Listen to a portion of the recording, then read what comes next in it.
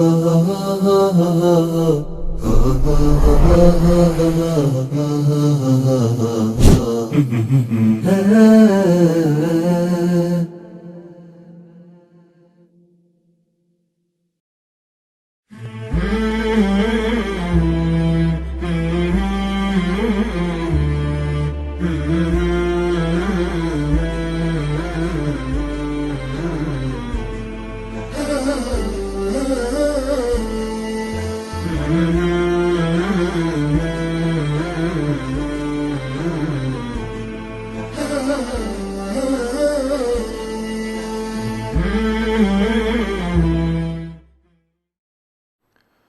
الله الرحمن الرحيم. مستمعينا ومشاهدينا الأفاضل في كل مكان، سلام الله عليكم ورحمته وبركاته، وأهلا وسهلا ومرحبا بكم في حلقة جديدة من حلقات برنامج فاسألوا أهل الذكر. باسمكم وباسم البرنامج دعوني أرحب بضيفي الدائم الدكتور حسن سلمان. أهلا وسهلا بك دكتور. أهلا وسهلا ومرحبا بكم بالمشاهدين. حياك الله. ننبه مستمعينا الأفاضل أننا نستقبل اتصالاتكم المباشرة وفتاويكم عبر الأرقام الظاهرة أمامكم في الشاشة أو عبر وسائل التواصل الاجتماعي على شبكة سلام الإعلامية على الفيسبوك. طيب شيخنا، دعنا في هذه الحلقة نذهب إلى فئة عمرية مهمة من فئات المجتمع ألا وهم الشباب، وقد قيل في هذا أن الشباب والفراغ والجدة مفسدة للمرء أي مفسدة، فهل الشريعة الإسلامية جاءت بما يتوافق مع هذا أم أن لديننا الحنيف منظور آخر؟ بشكل عام ما هي مكانة الشباب في الإسلام؟ تفضل. الحمد لله رب العالمين، والصلاة والسلام على رسول الله الأمين وعلى آله وصحبه أجمعين، أما بعد. أول الشباب هو مرحلة عمرية تبدأ ما بعد بلوغ الإنسان أو دخوله في مرحلة المراهقة وتنتهي بعمر 40. يعني هذه هي المرحلة التي يطلق عليها عموما الشباب. ما قبلها يعتبر طفولة وصبا، وما بعدها يدخل في مرحلة الكهولة والشيخوخة بحسب التقدم في العمر. هذه المرحلة لو نظرنا إليها بطبيعة الحال فإننا سنلاحظ بأنها هي مرحلة القوة ومرحلة الفتوة ومرحلة الاستواء، ومرحلة كذلك فيها الطاقات كبيرة جدا ومتجددة. وبالتالي يعني من استطاع أن يكسب هذه المرحلة العمرية في التأهيل والتطوير والعمل، واستطاع أن يكسبها كذلك فيما ينفع عموما نفسه وما ينفع أمته وما ينفع كذلك العالمين، ينفع البشرية، فإنه يكون قد كسب كسبا عظيما عند الله سبحانه وتعالى. ومن ضيع هذه المرحلة فقد فاته خير كثير. فكثير من الناس للأسف الشديد تضيع منه هذه المرحلة، لأن هذه المرحلة فيها سمتين أساسيتين. المرحلة الأولى فيها الاتقاد العقلي، فنلاحظ بأن المرحلة بتاعت الحفظ مثلا تكون في قمة التألق إلى عمر 24 و25 سنة، وفيها كذلك قمة القوة والعافية إذا سلم الإنسان من العوارض، يعني دائما فيها قوة وفيها رشد وفيها استواء. إذا أنت في قمة التألق أو التوهج العقلي، وفي نفس الوقت في قمة العطاء العملي من خلال القوة للإنسان. بما أنها هذه هي وضعية المرحلة العمرية، هذه مرحلة الشباب، فإن الإسلام قد أعطى أو اهتم اهتمام كبير جدا بمرحلة الشباب. دعنا نقول مثلا عندما تقف إلى سيرة الأنبياء أو سير الأنبياء جميعا ستلاحظ بأن هذه المرحلة هي يعني مرحلة بالنسبة للأنبياء تعتبر مرحلة فاصلة. صحيح كثير من الأنبياء ربما يبعثون في 40 وهي مرحلة خلاص اكتمل فيها الشباب، ويدخلون بعد ذلك في مرحلة الكهولة، وبالتالي يكون استووا عقلا واستووا بنية جسدية. ولكن نلاحظ بأن الإشارات أحيانا للأنبياء نفسهم في مراحل الشباب. فمثلا تلاحظ إبراهيم عليه السلام يعني وهو يقاوم قومه وينافح عن العقيدة وعن الدين ويجادل المشركين وعبدة الأصنام وعبدة النجوم والكواكب، ويدخل معهم معارك جدلية ومعارك أيضا عملية فيما يتعلق بتحطيم أصنامهم وكذا. فالقرآن يعبر عن هذه المرحلة بلسانهم، يقول وقالوا سمعنا فتى يذكرهم يقال له إبراهيم، فعبر عن إبراهيم وهو في هذه المرحلة العمرية بأنه فتى من الفتيان. أيضا يعني نجد التعبير بنفس هذا الوضع بالنسبة لموسى عليه السلام ويوسف عليه السلام. لو نظرنا إلى التقديم العمري فإن يوسف سابق لموسى، وبالتالي مثلا القرآن الكريم يتناول قصة يوسف وهو هذا الشاب الذي أخرج في مرحلة الطفولة من والده، وكيف مرت على كل مرحلة ليكون نموذجا في العفة، وليكون نموذجا في الأخلاق، وليكون نموذجا في كمال الرجولة وكمال المروءة. هذه القصة حقيقة أي شاب لو استطاع أن يقف عليها ونظر إلى كيف أن هذا الشاب المطارد الملاحق الذي تآمرت عليه يعني أسرته إخوانه تقريبا، ثم بعد ذلك يوضع في الجب، ثم يدخل السجن، ثم تتآمر عليه الملكة أو زوجة العزيز، وهو في كل ذلك سبحان الله القرآن الكريم يكرر عبارة إنه كان من المحسنين. يمكن أكثر من 5 مرات نلاحظ الحديث عن يوسف في هذه المرحلة العمرية إنه كان من المحسنين، وآتاه الله عز وجل في هذه المرحلة فلما بلغ أشده آتيناه حكما وعلما وكذلك نجزي المحسنين. بنفس العبارة عن موسى عليه السلام لما بلغ أشده واستوى، زيادة عبارة واستوى مع موسى عليه السلام، وهنا طبعا في معنى آخر في قضية القوة الجسدية بالنسبة لموسى. آتيناه أيضا حكما وعلما وكذلك نجزي المحسنين. لاحظوا يتكلم عنه في مرحلة الاستواء، اللحظة التي استووا فيها تهيئوا لقضية حكما وعلما. الحكم والعلم هو النبوة، الحكم والعلم هو النبوة. يعني هنا سنلاحظ أن الرسالة تأتيهم في مرحلة متأخرة، ولكن النبوة كتهيؤ لحالة الرسالة تأتيهم في مرحلة مرحلة الشباب.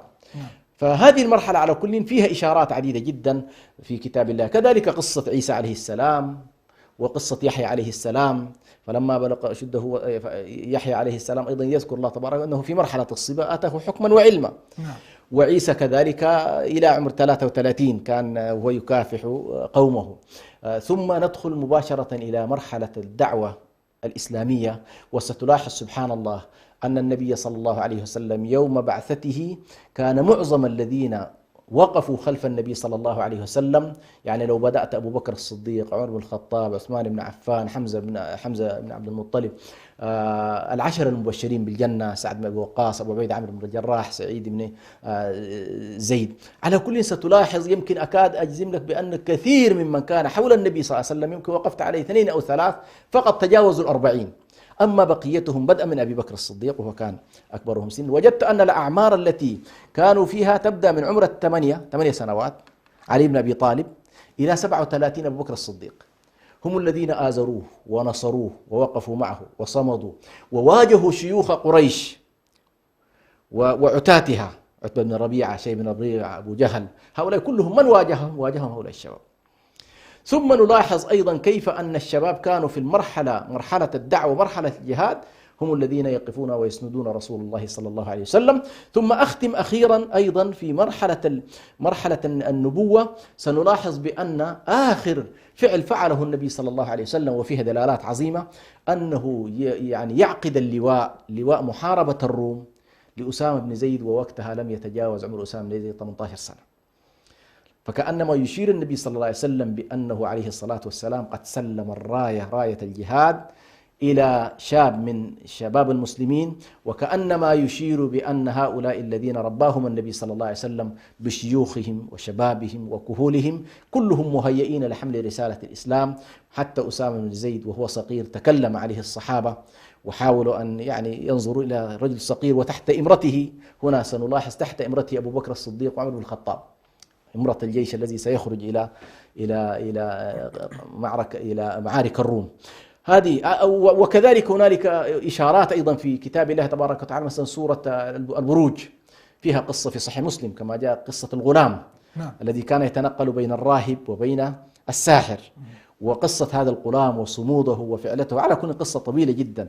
كل ذلك على كل حتى نختصر الحديث سنلاحظ بأنه فيه إشارة واضحة في ديننا الإسلامي إلى هذه المنزلة العظيمة. أضف إليها إنهم فتية آمنوا بربهم، قصة أصحاب الكهف في سورة الكهف، كيف أن هؤلاء الفتية والشباب.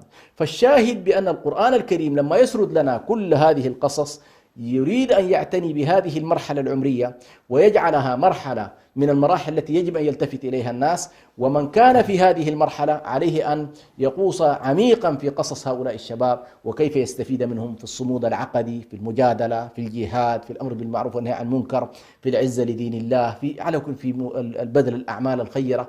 هذه على كلنا المرحلة باختصار اهتم بها الإسلام اهتماما كبيرا ولم يتركها مرحلة عبثية هكذا، لأنها هي المرحلة التي فعلا يشعر فيها الإنسان بأن حتى إذا بلغ أشده وبلغ 40 سنة قال رب أوزعني أن أشكر نعمتك. يعني كأنما من هذه اللحظة يبدأ بعد كده الإنسان في أنه والله يبدأ في مرحلة جديدة. ما قبل 40 هي مرحلة العطاء والبذل والجهد وكذا، لكن لما يبلغ 40 تبدأ على كل تحولات كبيرة جدا على المستوى النفسي والسيكولوجي وكذلك البنيوي في الإنسان. طيب بعد ما ذكرنا أو تحدثتم شيخنا في التعرف على مكانة الشباب في الإسلام في العصر الحديث، ماذا يطلب الدين الحنيف من الشاب بصورة مفصلة؟ أي أنه كيف للشاب أن يكون صاحب نفع وأن لا تؤتى الأمة من خلاله؟ على كل نشوف يعني موضوع الشباب ودوره في كل مرحلة أو في كل العصور تقريبا هي تكاد تكون المهام واحدة، تختلف فقط طبيعة التحديات التي تواجه الشباب. نعم. يعني هو مثلا مطالب بأمرين عظيمين في دين الله تبارك وتعالى، هو أن يكون مؤمنا بالله تبارك وتعالى ومؤمنا برسوله صلى الله عليه وسلم ومصدقا بما جاء عن الله وعن رسوله وعاملا الأعمال الصالحة وكذلك داعيا إلى الله عز وجل وصابرا على الدعوة. يعني سورة العصر تكاد تختزل المرحلة هذه، والعصر إن الإنسان لفي خسر إلا الذين آمنوا عملوا الصالحات وتواصوا بالحق وتواصوا بالصبر. نلاحظ أن هذا الشاب في هذه المرحلة العمرية أول ما يخاطبه الإسلام به هو محاولة أن يصلح نفسه، كيف يهتم بإصلاح نفسه، ولن يستطيع إصلاح النفس ما لم يتعرف على ماهية الحياة وما هو دوره في الحياة وما هي غايته في الحياة. يعني ستلاحظ في هذه المرحلة العمرية الطيش الذي يأتي للشباب والضياع الذي يأتي للشباب هي النقطة الأساسية، أنه ما عرف هذا الشاب لما خلق في هذه الحياة، ما هي مهمة وجوده في الحياة. فأول قضية على كل يلفت إليها الإسلام الشباب وغير الشباب، لكن من باب أولى الشباب باعتبار هي مرحلة ذكرت أنها مرحلة عمرية، يشير يعني القرآن وسنة النبي صلى الله عليه وسلم إلى أن هذا الشاب عليه أن يتعرف ماهية وجوده في الحياة، ما هي قيمة وجوده في الحياة، لما خلقه الله تبارك وتعالى. هل خلقه الله عبث ليأكل ويشرب ويفسد في الأرض ويفعل ما يشاء بمزاجه ويقول لك والله أنا حر، والله أنت مكلف في هذه المرحلة؟ لذلك دعني أقول لما نقف مع حديث النبي صلى الله عليه وسلم في صحيح يعني حديث متفق عليه البخاري ومسلم عن أبي هريرة رضي الله عنه قال 7 يظلهم الله في ظله يوم لا ظل إلا ظله. واحد منهم بعد الإمام العادل قال وشاب نشأ في طاعة الله أو شاب نشأ في عبادة الله.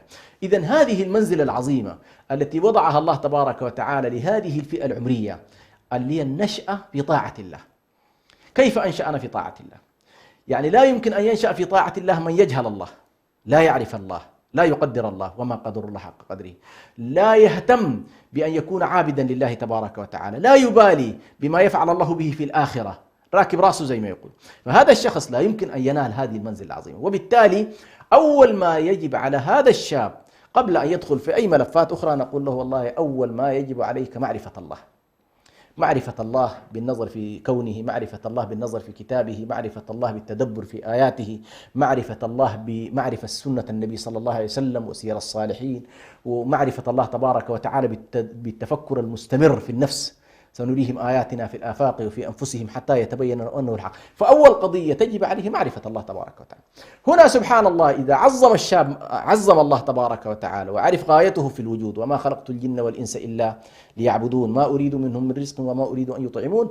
هنا ستلاحظ بأن بوصلته تكون واضحة، بوصلة الشاب تكون واضحة. فهنا يبدأ في استثمار طاقاته، ولكن طاقاته في الاتجاه الصحيح، لأن الشاب في نهاية المطاف لا بد أن يستثمر الطاقة سواء استثمرها في الخير أو استثمرها في الشر. يعني هذه الطاقات الهائلة للشباب ذهنية وطاقات بدنية لا نتصور بأنها هي ستكون طاقات لا معنى لها أو ستكون طاقات يعني مهدرة، لا، هو في النهاية إما أن يستخدمها في الحق أو يستخدمها في الباطل.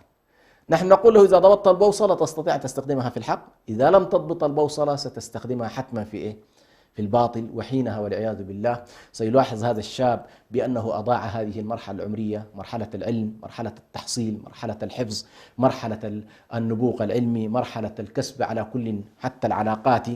هذا جانب. فالمرحلة الأولى التي نطالب فيها عموما الشباب هي أنهم كيف يعرفون الله تبارك وتعالى ويعرفون أمره، يعرفون الله ويعرفون أمر الله، هو أي بمعنى يعرفون الله، يخافونه، يخشونه، يتقونه، يعرفونه كما عرف الله نفسه جل جلاله. ثم بعد ذلك أيضا يسعون إلى معرفة دينه. والشباب في ذلك 4 أصناف: شاب عرف الله وعرف أمره، وشاب عرف الله وجهل أمره. يعني بعض الشباب تجد ما شاء الله عابد كذا لكنه لا يعرف كثير من الأحكام. وشاب عرف أحكام الله وجهل الله، وهذا طبعا نوع خطير، إنه ما شاء الله عنده القدرة على الاستدلال وعنده القدرة على درس بعض الأشياء، حضر لبعض الشيوخ، ولكن لم يكتسب مخافة الله. يعني العلم لم يكسبه مخافة الله تبارك وتعالى. والصحابة رضوان الله عليهم كانوا يحرصون على أن يعرفوا الله ويتعلموا مخافة الله قبل أن يتعلموا القرآن. قالوا تعلمنا الإيمان قبل أن نتعلم إيه؟ ولا نتعلم القرآن. فيمكن للقرآن أن يدخل عليه شاب ويكون ما شاء الله لبق جدا وذكي وألمعي وكل شيء فيحفظ ويعمل، ولكن سبحان الله لم يورث ذلك خشية الله، فهنا يكون عارفا بأمر الله جاهل بالله. النوع الأخير والعياذ بالله جاهل بالله جاهل بأمره، هذا طبعا أسوأ أنواع الشباب والعياذ بالله، اللي هو لا مخافة الله ولا الإيمان بالله ولا كذا ولا معرفة أحكامه. والنوع الأسوأ أقل وهو الذي يعرف الأحكام ولكنه يجهل الله، وهذه أيضا مصيبة ومن المصائب، نسأل الله السلام. فعلى كل نحن مطالبين بألا تقطعنا الأحكام عن الله. أحكام نفسها أحيانا قد تقطعت عن الله تبارك وتعالى، بمعنى إذا والله الشخص صار عالم ولكنه ليس يخشى الله ولا يخاف الله، يتحول كل ذلك إلى ساحة للتلاعب بأحكام الله تبارك وتعالى في الفتاوى، في الظهور، في كذا، وهو لم يكن له من الإيمان ولم يكن له من الخشية ولم يكن له من الرغبة فيما عند الله ولا من الرهبة فيما عند الله تبارك وتعالى، فإنه فعلا يكون بذلك في إشكال. فعلى كل معرفة الله تبارك وتعالى ومعرفة أوامره، هذا المدخل ومن أهم المداخل. يعني كيف يستطيع هذا الشاب أن يكون عارفا بالله وعارف أحكام الله تبارك وتعالى. ثم بعد ذلك أيضا من الأشياء المهمة جدا المطالب فيها هذا الشاب أن يكون ضمن من يقدم للإسلام، لا يكون شابا منزويا. يعني أنت لابد أن يكون لك دور في الحياة. يعني تعجبني البرامج حقيقة التي يقدمها بعض الإخوة الأفاضل من دكاترة وغيرهم عندما يتحدثون عن البصمة. ضع بصمتك، يعني أنت ما هي بصمتك في الحياة؟ ماذا قدمت لأمتك؟ ماذا قدمت لأسرتك؟ دعك الأمة هذه مسألة ربما، ماذا قدمت لشعبك؟ ماذا قدمت لحيك الذي أنت فيه؟ ماذا قدمت للإنسانية والبشرية؟ هذا طبعا أعلى مستوى من المستويات. كثير من الشباب ما شاء الله ينتقل في كل ذلك ليقدم للبشرية النفع. فعلى كل بعد ذلك، بعد أن عرفت الله، عرفت أحكامه، تعلمت هذه المرحلة العمرية، استطعت أن تبذل فيها الكثير مما يشغلك عن المعاصي وعن الذنوب وعن كذا، واستطعت أن ترتبط فيها بالعلماء، واستطعت أن ترتبط فيها بالأصحاب الأخيار، لأن هذا كله مما هو مطلوب في هذه المرحلة. ثم تبدأ بعد ذلك لتنظر إلى بصمتك في الحياة، ما هو الشيء الذي قدمته وما هو الشيء الذي على كل استطعت أن تحصل عليه. وهنا تأتي قضية وتواصوا بالحق وتواصوا بالصبر. المرحلة الأولى آمنوا وعملوا الصالحات، المرحلة الثانية تواصوا بالحق. يعني هنا ما شاء الله لا يتواصى بالحق من كان جاهل بالحق، ولا يتواصى بالحق من هو أصلا لا يعمل بهذا الحق. فعلى كل بعد الإيمان بالله والعمل الصالح يدخل الإنسان في التواصي بالحق. التواصي بالحق أشكال وألوان، من الناس ما يتواصى به علميا، من الناس ما يتواصى به عمليا، من الناس من يعيشه عيشا يوميا، من الناس من يكون جلساته كلها في هذا الجانب. فعلى كل هنا سنلاحظ بأن الدور كبير جدا، الدور الشخصي، الدور الأسري، الدور على مستوى الحي القريب، على مستوى المحافظة، على مستوى المدينة التي أنت فيها، ثم على مستوى القطر الذي أنت فيه، ثم ربما تنتقل إلى مرحلة أكبر وهو أن تكون جزء من الأمة الإسلامية التي تستطيع أن تساهم في قضاياها ومشكلاتها وتحدياتها، ثم الأرقى من ذلك كله أن تكون للبشرية قاطبة والإنسانية جمعاء، فيكون نفعك هنا ليس نفعا محدودا ولكنه نفعا متعديا للمسلمين وغير المسلمين. وهذا طبعا أشبه ما يكون بدور الرسل ودور الأنبياء ودور الذين يكونون من ورثة هؤلاء الرسل والأنبياء. نعم، وقد قيل في هذا وكن رجلا إن أتوا بعده يقولون مر، وهذا الأثر. نعم. طيب شيخنا، ذكرتم في البداية أن الشاب قد يواجه تحديات مع علمه بموقفه في الشريعة الإسلامية. من هذه التحديات قد يواجه ما انتشر مؤخرا مثل الأفكار الإلحادية والمنصات والمواقع التواصل الاجتماعي التي قد تبرز فيها بعض السموم التي تدعم هذه الأفكار الإلحادية أو الشذوذ الجنسي أو ما غيرها، وهي صبغة غربية بحتة، وقد ينجرف إليها المرء بصورة أو بأخرى بحكم تواجدها الكبير حوله أو بحكم أنه لا يستطيع التصدي لها بشكل واضح. فالسؤال هنا: هل التعايش مع هذه الأفكار أو التسامح معها يعتبر مخلا بالشريعة الإسلامية أو ما جاءت به أم لا؟ أولا دعني أقول يعني حقيقة الإنسان يشفق كثيرا على الشباب. يعني ربما نحن كنا في مرحلة عمرية، المرحلة التي يعني يعيشها الشباب الآن نحن عشناها في فترة زمنية الفتن فيها أقل كثيرا. اليوم أنت تدخل عليك الفتن من كل باب والعياذ بالله، والنبي صلى الله عليه وسلم يقول: تعرض الفتن على القلوب عودا عودا. قال: فأي قلب أشربها نكتت في قلبه نكتة سوداء، وأي قلب أنكرها نكتت فيه نكتة بيضاء، حتى تصير القلوب إلى قلبين: قلب أبيض كالصفا لا تضره فتنة ما دامت السماوات، وقلب قال كالكوز مجخيا. الكوز المجخي هو الكوز الفاضي لكنه مقلوب، لا شيء. كالكوز مجخيا، قال: لا يعرف معروفا ولا ينكر منكرا إلا ما أشرب من هواه، ليس هنالك شيء يقدمه للناس. فللأسف الشديد الآن أكاد أقول بأن موضوع الفتن الذي يدخل علينا من كل باب، يدخل علينا عبر الفضاءات، يدخل علينا عبر الوسائط، يدخل علينا من كل باب، حتى وأنت تغلق غرفتك يدخل عليه غصبا عنك.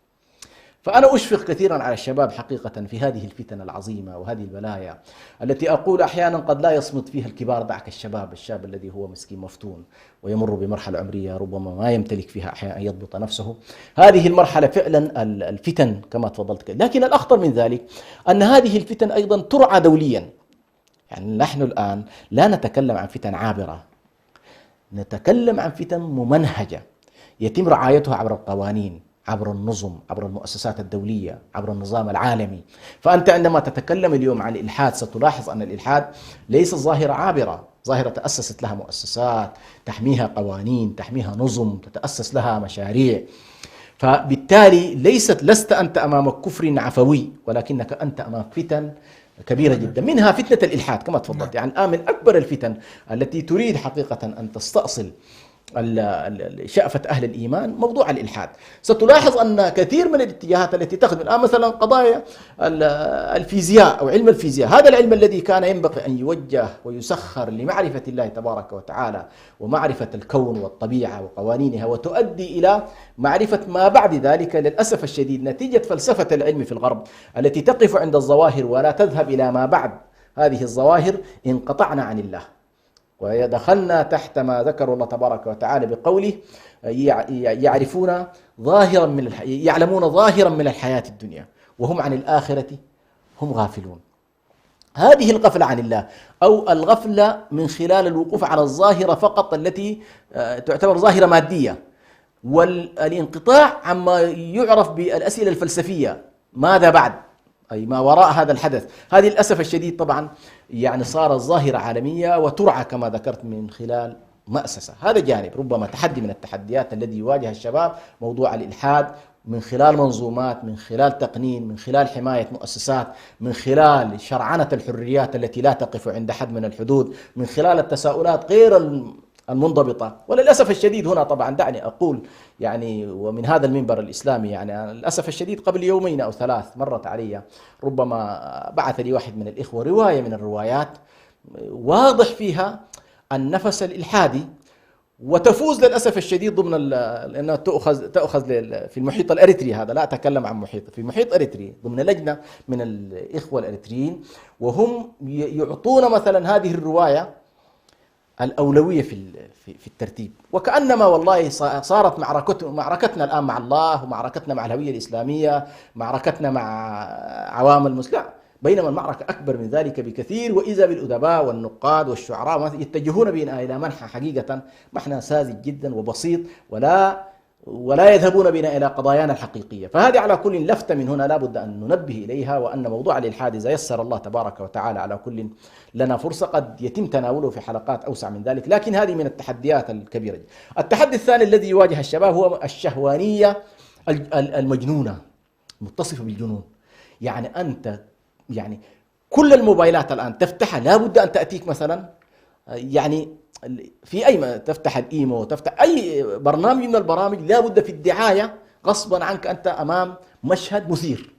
فالشاب هنا فعلا في فتنة. ثم أيضا هذا المشهد نفسه موضوع الشهوانية الجنونية هذه مرعية كذلك، مرعية لدرجة أنها وصلت الآن إلى فكرة المثلية المحمية بالقانون. يعني لم تكن البشرية في السابق مثلا معظم قوانين الدول كانت تجرم مثلا هذا النوع من يعني قد تكون ظاهرة ممارسة في كحالة شاذة ولم تكن هنالك تقنين. لما يصل الأمر يعني أمثال مثلا بعض الدول الإسلامية الآن للأسف الشديد يحصل فيها التقنين لهذا الموضوع وحماية هذا الموضوع وإثبات الزوجية لهذا النوع من الأخلاقيات، زواج بين أنثى وأنثى والرجل ورجل.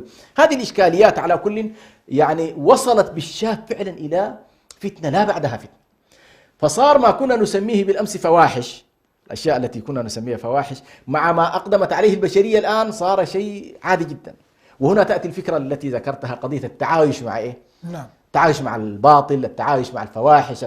يعني لما تجد أن العالم وصل إلى مرحلة المثلية وتجد أن الناس خلاص تجاوزوا فكرة الجنس التي كانت تعرف في السابق علاقة غير مشروعة بين رجل وامرأة، هذه العلاقة اللي كانت تصنف أنها فواحش من الناحية الشرعية، صارت الآن لما رآه الناس من تجاوز لهذا الموضوع، من انفتاح مواقع، من نشر مثلا الإباحية علنا، تكون هنالك مواقع مثلا للفحش فقط ودون حياء ودون أي استحياء ودون كذا.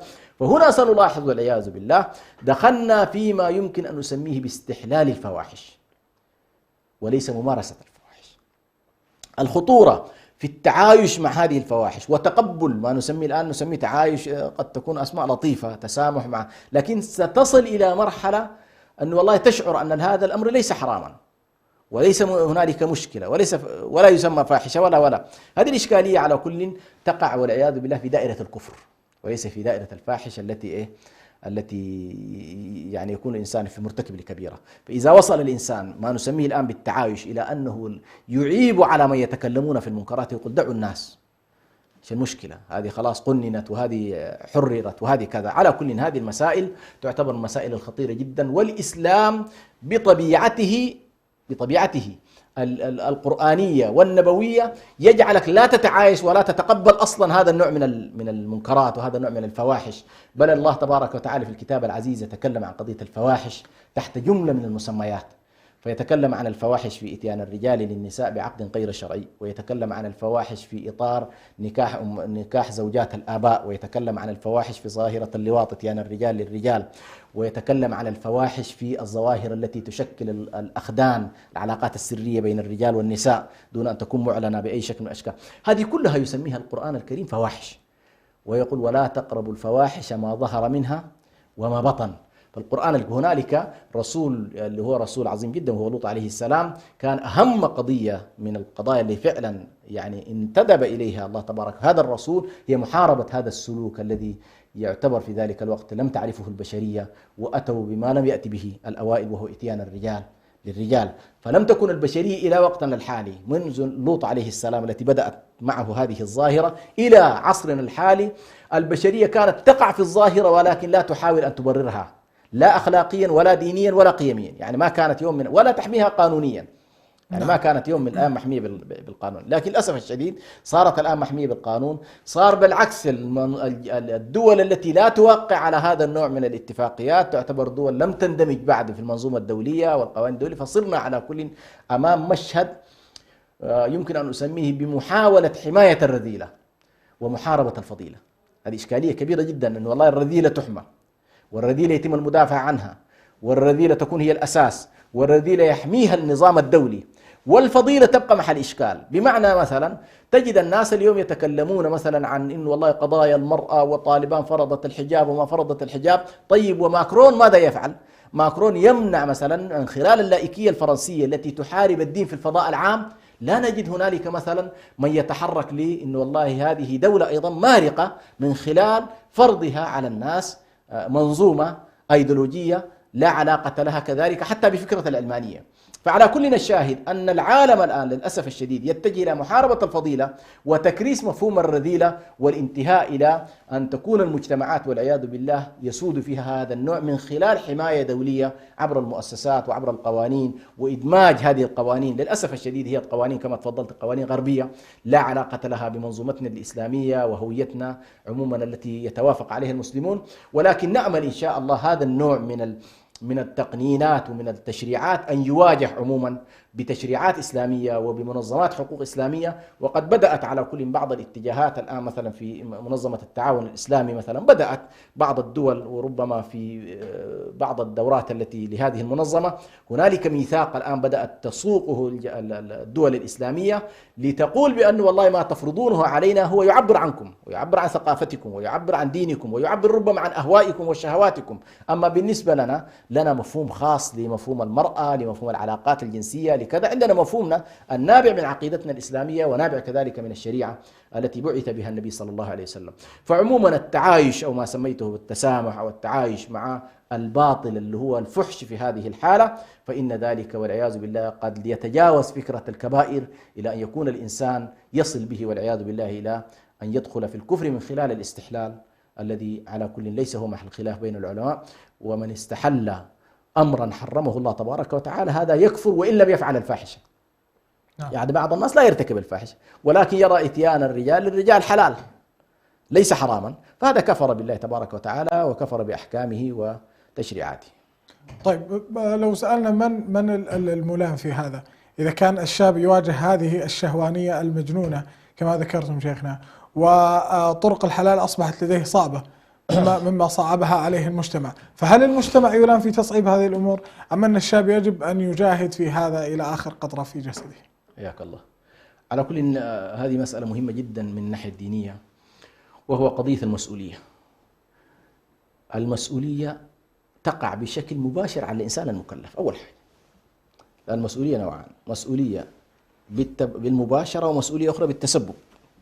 يعني مثلا شخص قتل شخص، هنالك قاتل بشكل مباشر أخذ السكين واختبأ وعمل وكذا وقتل، وهنالك مجموعة من الناس حرضوه وألبوه ويسروا له السكين وأخبروه عن مكان الشخص الذي يريد قتله، أولئك تسببوا وهذا باشر. نعم فعل. فنحن أكيد المجتمع قد يكون مسؤول من حيث التسبب، لكن دعنا الآن لهذا الشاب نؤكد له أمر واحد، وهو أنك ستقف بين يدي الله تبارك وتعالى ويسألك الله عز وجل سؤالا مباشرا: ماذا فعلت في مالك؟ ماذا فعلت في نفسك؟ ماذا فعلت في صحتك؟ لأنه كما أخبر النبي صلى الله عليه وسلم: لا تزول قدم عبد حتى يسأل عن أربع، منها شبابه فيما أبلى أو شبابه فيما أفنى. هذه المسألة إذا لم يستصحبها الشاب وتصور بأنه والله يا أخي ماذا أفعل، المجتمع كله هكذا، عليك بقراءة القرآن الكريم لتعرف كيف كان واقع الشباب في العروض التي عرضها القرآن. ذكرت أنا قصة يوسف عليه السلام، قصة الغلام اليمني، قصة أصحاب الفتية، قصة موسى عليه السلام، كل هذه قصص بتاع الشباب الذين وقفوا خلف النبي صلى الله عليه وسلم شباب. فعلى كل لا يعذر الإنسان بأنه والله المجتمع فاسد والمجتمع كذا والمجتمع كذا، وبالتالي هو يعفي نفسه من المسؤولية. نحن نقول كل إنسان يأتي يوم القيامة فردا، يسألك الله عن نفسك وماذا فعلت في هذه النفس البشرية، هل استطعت أن تتجاوز التحديات، تتجاوز الفتن، تتجاوز المحن، أم أنك سقطت؟ ما هي القصة أنك أنت في ساحة ابتلاء، والحياة كلها بالنسبة لنا ساحة ابتلاء. والله هذا الابتلاء إما أن ننجح فيه وإما أن نسقط فيه، فإذا سقطنا في الابتلاء نكون والعياذ بالله خسرنا الدنيا والآخرة. إذا نجحنا في هذا الابتلاء فإن ذلك إن شاء الله يكون إنسان فائزا عند الله تبارك وتعالى. فعلى كلنا التحدي هنا، المجتمع مسؤول، هذه ما فيها كلام، مسؤول بالتسبب.